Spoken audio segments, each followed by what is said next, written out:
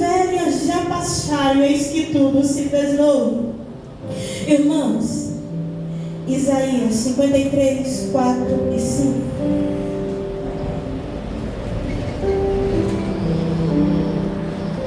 Verdadeiramente Ele tomou sobre si as nossas enfermidades e carregou com as nossas dores, e nós o reputamos por aflito, ferido de Deus e oprimido. Mas Ele foi ferido por causa das nossas transgressões e esmagado por causa das nossas iniquidades. O castigo que nos traz a paz estava sobre Ele, e pelas suas pisaduras fomos sarados. Amém? Irmãos, eu quero apenas fazer uma simbologia só para nós entender o que a salvação significou. Presbítero Deis, vem aqui. Me ajuda aqui, só para mim fazer uma coisa. Irmãos, então nós aprendemos por que nós precisamos de salvação. Porque nós herdamos a herança do pecado desde Adão. Imagina que você é a humanidade. Irmãos, e a humanidade, toda vez que Deus olhava para ela, Deus enxergava o pecado. Porque foi isso que aconteceu lá no jardim. É um pecador. É o que nós éramos em Adão. E a palavra do Senhor vem nos dizer que pela ofensa de um só homem, todos se fizeram pecadores. Agora imagina que o pecado simboliza como se o CPF dele tivesse sujo. E toda vez que ele chegasse diante de Deus, iria dizer: você é um pecador, você é um pecador. Aí de repente chega Jesus.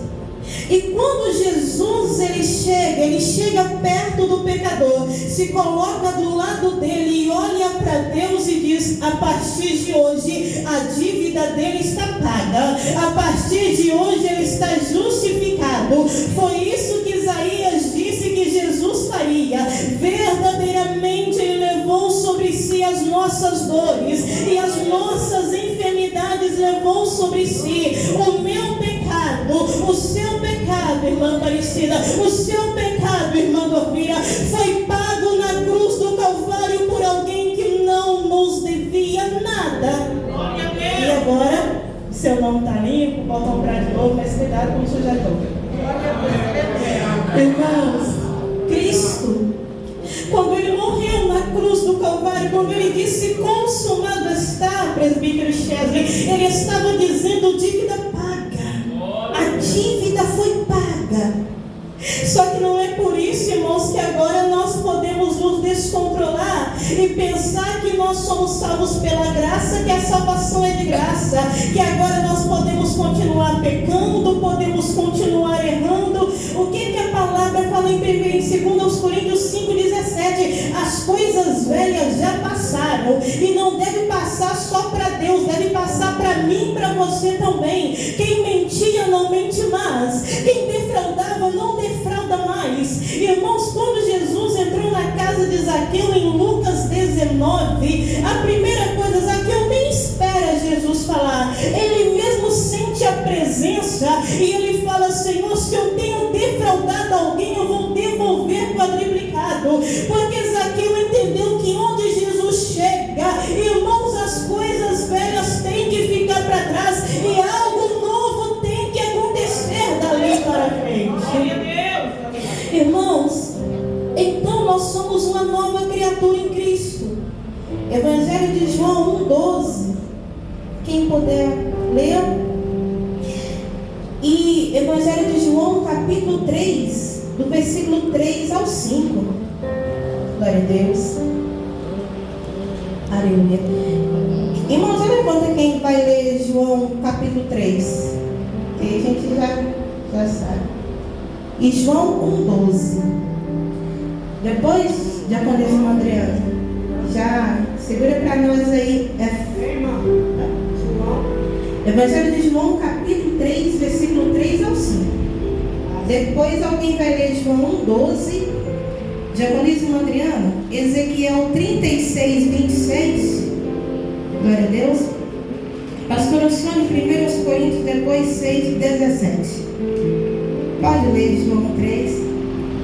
Jesus respondeu e disse: na verdade te digo, que aquele que não nascer de novo não pode ver o reino de Deus. Aleluia. Pode ler até o 5.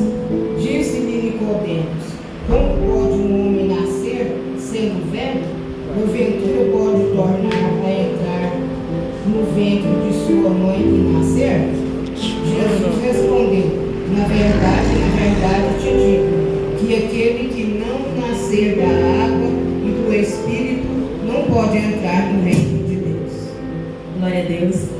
Irmãos, eu acho que essa é uma das passagens mais belas das Escrituras, porque eu acho ela linda, pastor, que ela confunde até um doutor da lei. Nicodemos, ele conhecia todas as profecias, ele sabia tudo que era sobre o Messias, ele conhecia tudo que os profetas haviam falado. Só que quando Jesus ele chega, ele desestabiliza até a mente do mestre da lei. Ele olha para Nicodemos e fala: Nicodemos, o reino de Deus ele chegou. Tudo bem, Senhor. Só que para isso é necessário nascer de novo. Nicodemos olha para Jesus e fala: como pode um homem nascer sendo velho? Porventura ele voltará a entrar no ventre da sua mãe e nascer? Irmãos, eu não vou criticar Nicodemos não, porque eu ia perguntar também a mesma coisa. Como pode, Senhor, um homem nascer de novo? Irmão Badia, mas quando Jesus estava falando, ele estava falando da maior experiência que o cristão ele deve ter. Irmão, sabe por que as crianças nas igrejas evangélicas não são batizadas, elas são apresentadas? Porque elas não têm do que se arrepender. Elas são puras, elas são inocentes. E quando Jesus estava falando, olha, um novo nascimento, ele estava falando, olha, ser cristão não é apenas mudar de cargo, não é apenas mudar de status, não é apenas mudar o caminho que você fazia. Antes o caminho era para o bar e agora é para a igreja. Antes o caminho era para o forró e agora é para a igreja. Não é só isso. Servir a mim, andar comigo, é necessário nascer de novo. Irmãos, e como é esse nascimento? A palavra do Senhor diz que é nascer da água e é nascer do Espírito. O que é o nascer da água? É o batismo. O que é o nascer do Espírito? É aceitar a nova vida que só o Espírito Santo de Deus pode nos conceder. É essa vida que nos ensina que pecado é pecado, que a justiça de Deus existe, que Jesus voltará e que se nós crermos um dia vamos morar no céu com Ele. Irmãos, por que Jesus falou que tinha que nascer de novo? Porque concorda comigo, pastor Alcione, uma criança, ela tem facilidade de aprender. Irmãos, coloca uma criança aqui, já como diz uma Rosilene, um adulto. Tenta ensinar para uma criança, agora mesmo ela vai estar fazendo o que você faz. Mas pega um adulto e tenta colocar na cabeça dele que o que ele está fazendo é errado. Ele vai olhar para você, vai falar que quem está errado é você, eu não volto mais aqui, pronto, acabou. E é por isso que Jesus falou, sabe por que vocês têm que nascer de novo? Porque eu quero ensinar coisas novas. Eu tenho uma nova vida para vocês. É uma vida que não está baseada em mentiras. É uma vida que não está baseada em vícios. Onde o seu prazer não está em algo passageiro, mas está em mim. E para isso você tem que ser como uma criança para querer aprender. Então, irmãos, nascer de novo é uma transformação que ela não começa de fora para dentro, ela começa de dentro para fora. Porque quando muda aqui dentro, pastor, eu vou entender que para mim ser cristão eu tenho que saber como me vestir, eu tenho que saber como falar, eu tenho que saber como me portar, porque aqui dentro já está mudado, então de fora é mais fácil. Então Jesus nos convida a nascer de novo. E depois que nós nascemos de novo, a palavra do Senhor diz que nós ganhamos ali uma recompensa, que está lá no Evangelho de João, capítulo 1, versículo 12. Mas todos, o quanto o receberam, deu-lhes o poder de serem feitos filhos de Deus. Amém? Aos que creem no seu nome. Amém? Irmãos, então nós aprendemos uma coisa aqui. Muitas vezes nós vemos quantas postagens no Facebook, no Instagram, pessoas bebendo, pessoas embaladas, e a legenda é: eu sou o Filho de Deus. Só que João vai dizer que o título de Filho de Deus é para todos os que o receberam, é para aqueles que receberam a Jesus. Porque quando você aceitou a Cristo, sabe o que aconteceu? Aconteceu aquela simbologia que eu fiz aqui com o presbítero Davis. Você trocou de lugar com Ele, Ele se colocou no seu lugar como pecado e te deu direito a ocupar o lugar que era só dele, que é de ser também chamado de Filho de Deus. Irmãos, a herança da salvação. O novo nascimento é uma experiência espiritual que acontece de dentro para fora. Segundo a Bíblia, a pessoa recebe um coração de carne, substituindo um coração duro, inflexível, comparado a um coração de pedra. Ezequiel 36, 26.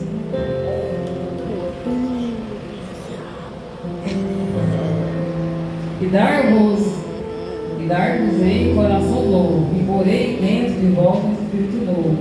Tirarei da vossa carne o coração de pedra, e vos darei o coração de carne. Amém?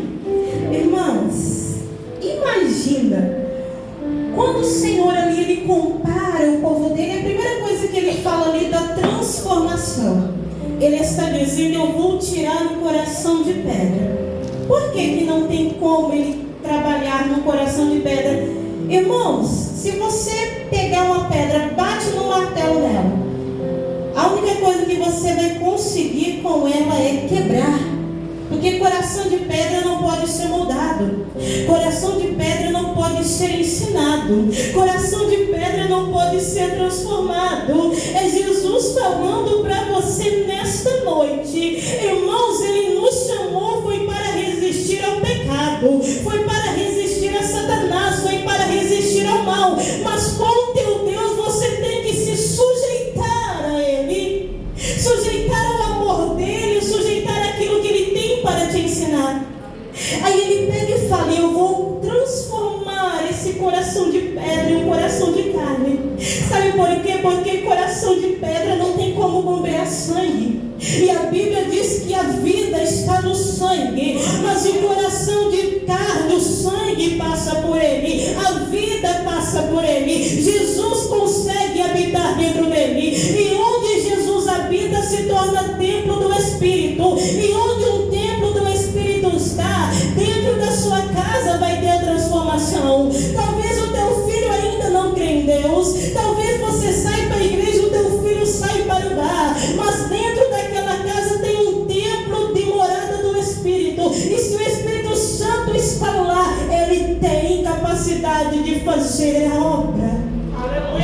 A palavra do Senhor vai nos dizer que estavam eles ali em Cafarnaum, depois de um culto, vamos dizer assim. Jesus, ele vai até a casa de Pedro, de Simão Pedro. E quando ele chega lá, o que ele encontra? Uma enfermidade tão grande que havia prostrado a sogra de Pedro, de tal forma que a mulher estava, irmãos, enferma completamente.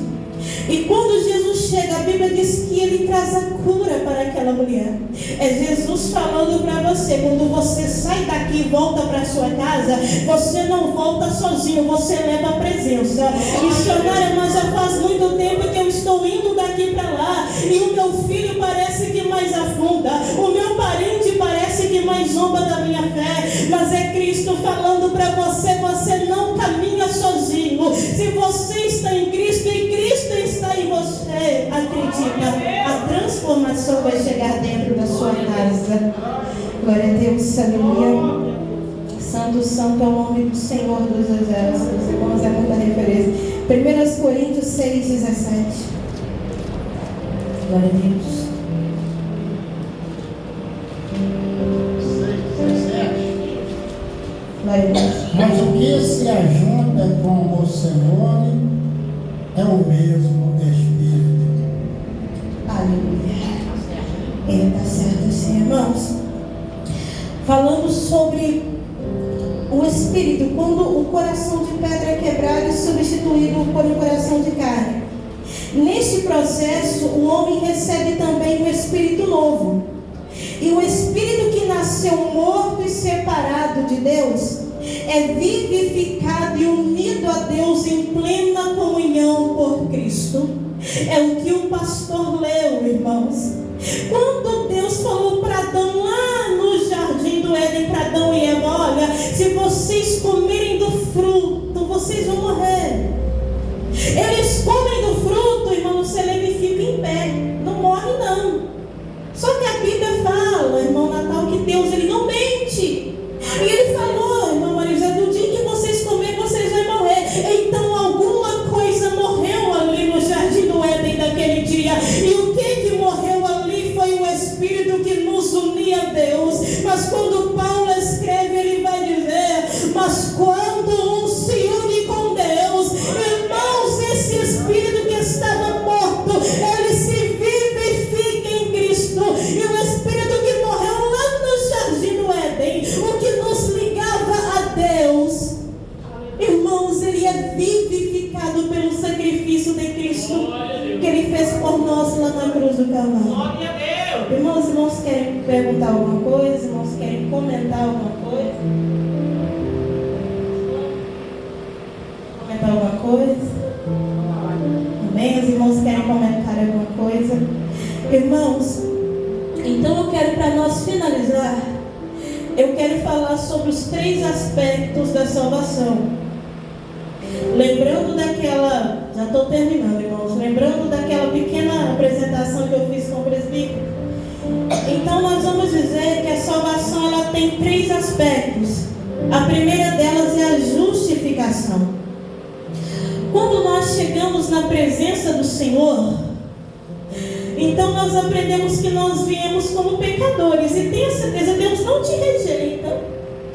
Deus não rejeita a mulher que está lá na prostituição. Deus não rejeita o homem que está lá nas drogas agora. Deus não rejeita cada um daqueles que estão fechados lá naquela penitenciária. Deus não rejeita. Deus nunca abominou o pecador. Ele abomina o pecado, mas Ele ama o pecador. Foi por causa do pecador que Ele deu a vida lá na cruz do Calvário.